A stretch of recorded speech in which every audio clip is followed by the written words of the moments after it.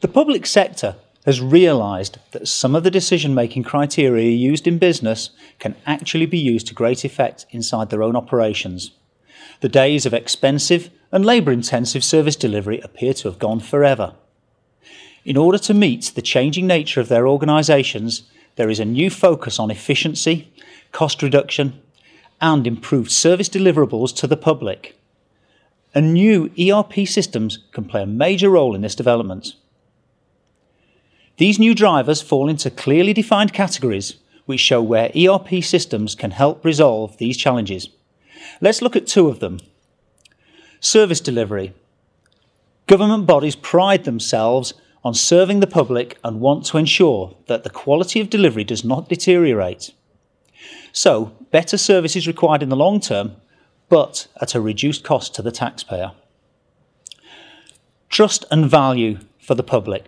Commercial businesses try to maximise the wealth created by all employees, and public bodies can match this approach by comparing their own labour and organisational efficiency. After all, these costs are recovered from the taxpayer, so why shouldn't they see value? Let's start by looking at just how much poor systems can cost. And the pain points are clear to see. Limited cross-agency access. These agencies all serve the public, but are totally uncoordinated, and that means cost, labour, current software licensing, time, internal mail, complaints, and much more. Also, inflexible technology. Every modification to systems or policy or service delivery change incurs considerable incremental cost. Now, with ERP solutions, the landscape is transformed.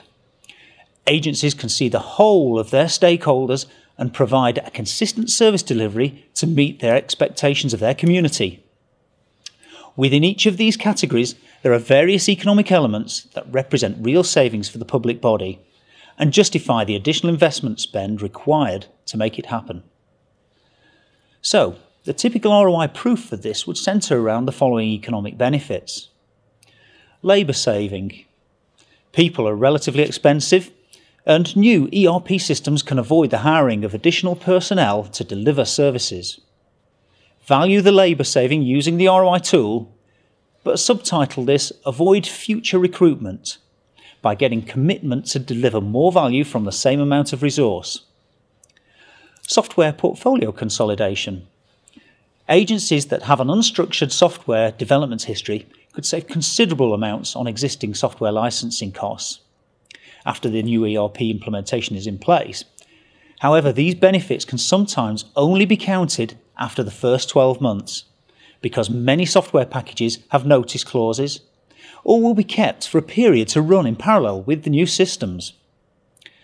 Now let's have a look at some time savings for the IT user. Centralised and departmentally consistent stakeholder records allow faster complaint and inquiry management, with hard financial benefits arising from these time savings. Additional soft benefits for the public body being the improved stakeholder satisfaction, and that's keeping the public happy. Now in the UK, local government authorities are called councils, and we have an example of a council in the UK that had over 239 different contracts with its local suppliers. It was managing these contracts from many different offices, and as a result, some of the satellite offices had total freedom to purchase goods and services. The annual spend by the council amounted to €500 million, of which 130 million was uncontrolled, or bought off contract. These off-contract purchases were believed to be 5% more expensive than those aggregated and managed centrally. So in building the ROI business case, the council did not agree that all this 5% could be saved. No, it was inevitable that some purchasing would always be done by the satellites. But they did agree that a tiny 1% improvement could be made on this part of the uncontrolled spend. And that's still assuming it's 4% more expensive than the rest of the purchasing. But even still, it's worth over €1 million of savings each year.